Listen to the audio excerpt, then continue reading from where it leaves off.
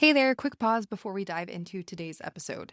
So, if your business has been feeling heavier than it should, not broken or failing, just a little bit harder than it needs to be, I want to invite you to something that I'm hosting soon. It's a free live workshop called Designing a Business That Fits Your Life. This isn't another quote unquote do more training. It's a calm, practical session where we're going to be walking through what's actually creating friction in your business, what needs to change and what doesn't, and how to build a structure that actually fits your current season of life so that you can move forward with more clarity and less pressure. You can save your spot by going to momsmakemoneycollective.com/workshop. Once again, that is momsmakemoneycollective.com/workshop. The link is also in the show notes, so if you want to grab it there, you can do that as well. And yeah, let's get into today's episode. If you ever felt like you're working hard in your business, but things just aren't moving the way that they should, then this episode is for you. Because the truth is, most businesses aren't held back by lack of effort. They're held back by invisible bottlenecks. The kind that you can't always see when you're inside the day-to-day of running a business, raising kids, managing a home, and trying to squeeze everything into the margins of motherhood. And today, we're going to be talking about what those bottlenecks actually look like and how to start removing them so that your business can finally move forward again. Let's jump in.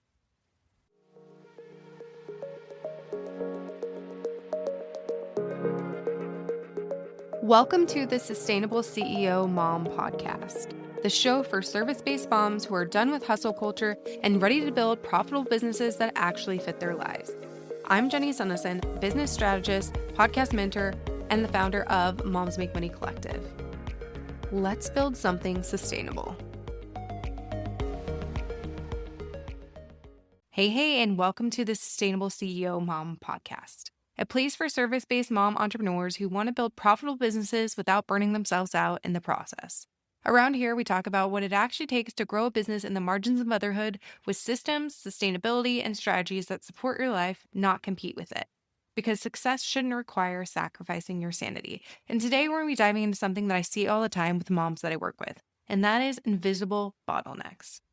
So let's get into the episode. So one of the most frustrating places to be as a business owner is when you feel like you're doing all the right things.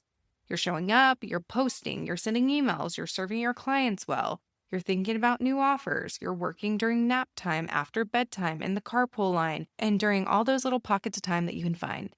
And yet, your business still feels stuck, not failing, but not really moving forward either. This is usually the moment when people start thinking, maybe I need a new strategy, or maybe I need to work harder, or maybe I need to post more.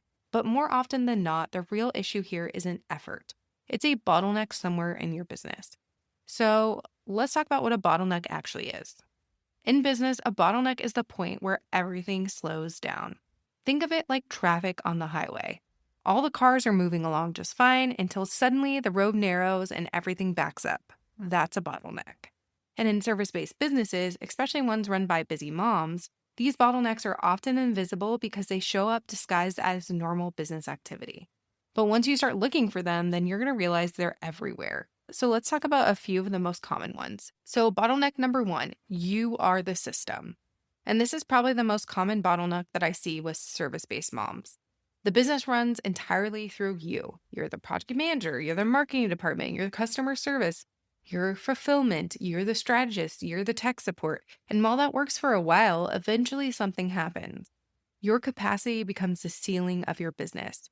There are only so many hours that you can work between school, drop-off, dinner, bath time, bedtime routines, and everything else that life requires. So growth slows down, not because you're not capable, but because the business structure can't support more. And this is where systems start becoming incredibly important because sustainable businesses aren't built on heroic effort. They're built on repeatable processes. The second bottleneck is decision fatigue. And this one is also another one that's invisible. So you're constantly making these decisions. If every week you're asking yourself, what should I post today? What should my next offer be? What should I email my list? What should I talk about in my podcast? And how should I structure this client process? You're going to be burning an enormous amount of energy on decisions that could be systemized. Decision fatigue is one of the fastest ways to drain your momentum. And as moms, we are already making hundreds of decisions every single day outside of our businesses. So when your business requires constant micro decisions, it just slows everything down. Sustainable CEO moms remove this bottleneck by building repeatable rhythms. Content rhythms, offer rhythms, marketing rhythms, and client workflows so that you're not reinventing the wheel every single week. The third bottleneck is a visibility gap. So this is another pretty common one, and it's just not enough consistent visibility. Not because you don't care about your marketing, but because life happens. Kids get sick, schedules change, school events pop up, summer break, or client work takes precedence. That's a big one. And suddenly your marketing disappears for weeks at a time. When visibility is inconsistent, then your leads become inconsistent, which then creates revenue instability. This is why I'm such a huge advocate for evergreen visibility channels like podcasting, email marketing, and collaborations, because they continue working even when you step away. They remove the pressure to show up every single day in order for your business to move forward. Then we have the fourth bottleneck, which is offers that are too complex. Sometimes the bottleneck isn't marketing, it's the structure of your offers. I see this a lot with service providers who have built a menu of different services over time. They have different packages, different pricing, custom proposals, different onboarding processes, different deliverables, different timelines, and eventually the business becomes incredibly difficult to operate. Not because the work they're doing is hard, but because the complexity is exhausting. When your offers are overly complicated, every client becomes a custom project, and custom work creates operational friction. Simplifying your offers is often one of the fastest ways to remove a major business bottleneck. Then we have the fifth bottleneck. You're solving the wrong problem. And this one is sneaky. Because when something feels off in your business, it's really easy to start fixing the wrong thing. You think the issue is your marketing, your pricing, your niche, your audience. So you start changing strategies. But sometimes the real issue is something deeper. Maybe the problem is actually that you don't have enough lead flow, or your content isn't speaking to the right stage of buyer, or your sales process isn't clear, or maybe your offer positioning isn't strong enough. But instead of addressing the root issue, you start changing everything else, which creates even more chaos. So one of the biggest mindset shifts that I want moms to make is this. You do not need to push harder, you need to remove friction. Sustainable businesses grow when you start identifying the places where energy, time, or opportunities are getting stuck. And then you start clearing those pathways. Sometimes that looks like simplifying your offers. Sometimes it looks like creating systems. And sometimes it looks like improving your visibility. And sometimes it simply looks like stepping back and auditing your business instead of constantly reacting inside of it. Because CEO thinking is very different from operator thinking. Operators stay busy while CEOs remove bottlenecks. So here's a question that I want you to ask yourself after listening to this episode. Where is the real bottleneck in my business right now? Is it my capacity, my systems, my visibility, my offer structure, or my decision fatigue? Because once you start to identify the true bottleneck, everything becomes much easier to fix. Building a sustainable business as a mom isn't about doing more. It's about designing a business that can actually function inside of the life that you're living. One where growth doesn't require sacrificing your family, your peace, or your health.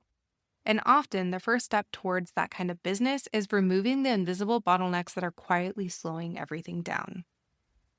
If this episode resonated with you, I'd love for you to take a screenshot and share it on Instagram and tag me so that I can cheer you on. And if you're ready to start building a business that actually works with your life, I'd love for you to check out the Sustainable Success Accelerator, which is my program that helps you streamline your offers and create a sustainable and profitable business in part-time hours. Thanks so much for hanging out with me today, and I'll see you next time on the Sustainable CEO Mom podcast. If this episode resonated with you, share it with another service-based mom who's building something real. And when you're ready to move from reactive business ownership to sustainable CEO leadership, your next step is waiting for you. You'll find the right path, whether that's the accelerator, the collective, or a deeper intensive, by going to momsmakemoneycollective.com. You're not just building a business, you're building it your way sustainably.